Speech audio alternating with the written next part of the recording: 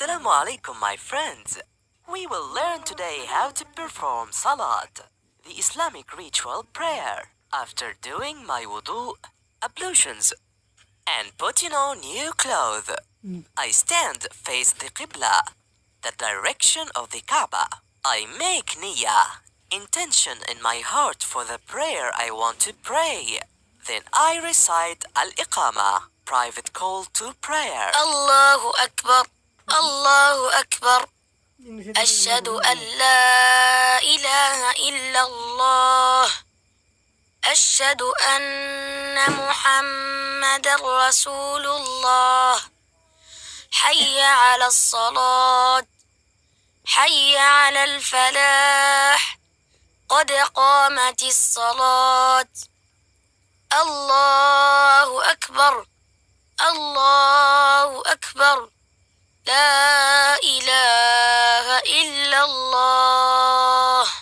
I raise my hands to my ears and say, الله أكبر. This means Allah is the greatest.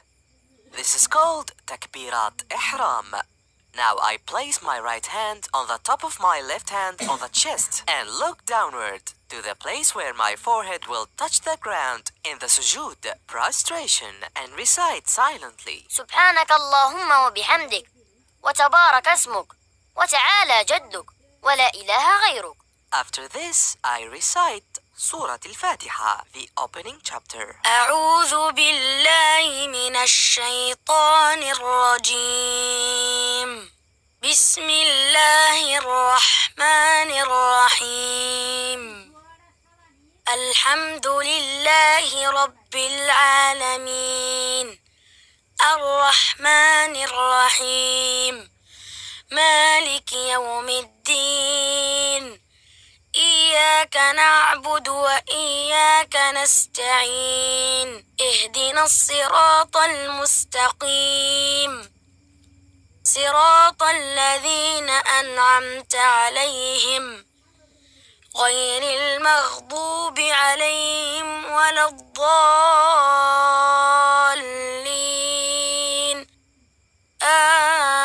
آمين. Then I recite any surah or other passage. I recite now Surah Al-Ikhlas. بسم الله الرحمن الرحيم قل هو الله أحد الله الصمد لم يلد ولم يولد ولم يكن له كفوا أحد. Then I say, الله أكبر. I should do ruku', bowing as deeply as my joints will let him. I keep my head in line with my back and look downward to the place of sujood.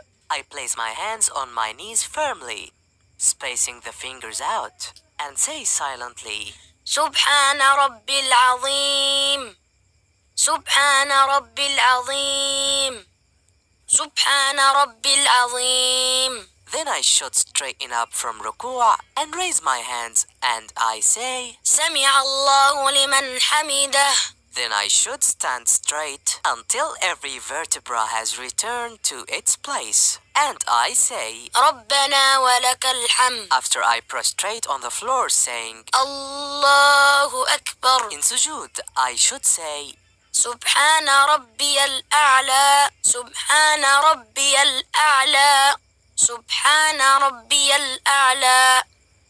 The R 7 parts should be in contact with the ground during sujood. The first, the nose and forehead. The second and the third, the palms of both hands. The fourth and fifth, the both knees. The sixth and seventh, the soles of both feet, the toes folded. I should put my palms levels with my shoulders. I keep my arms away from my sides. I should allow some space and distance between my stomach and my thigh, and I should keep my forearms off the ground. Then I raise my head, saying takbir. الله أكبر.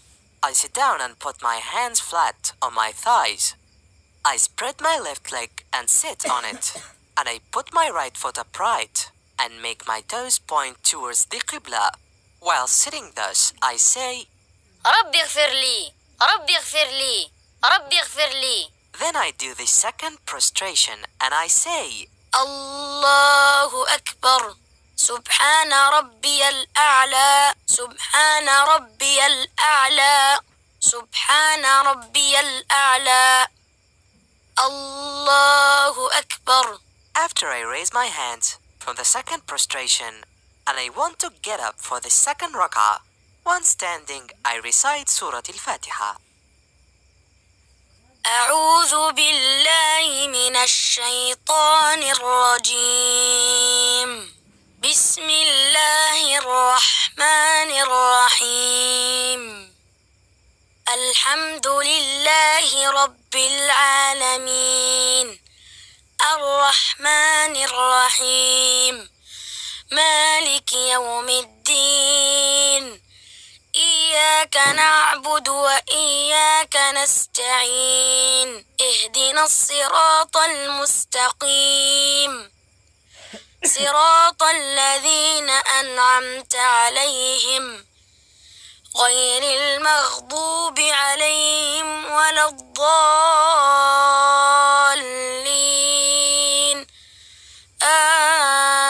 آمين. Then I recite any surah or other passage. I recite now Surah An-Nas. بسم الله الرحمن الرحيم. قل أعوذ برب الناس ملك الناس إله الناس من شر الوسواس الخناس الذي يوسوس في صدور الناس من الجنة والناس.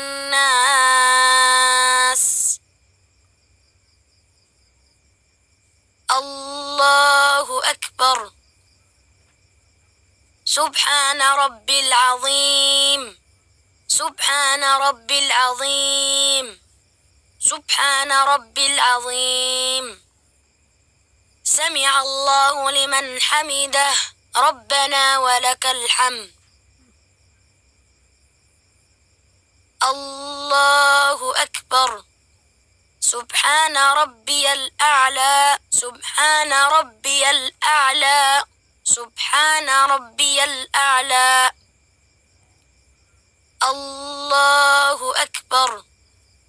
ربي اغفر لي ربي اغفر لي ربي اغفر لي.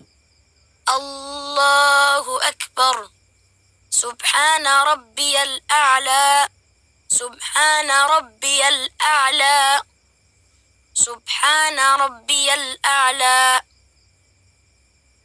الله أكبر. When I complete the second rak'ah, I sit down. I spread my left leg and sit on it.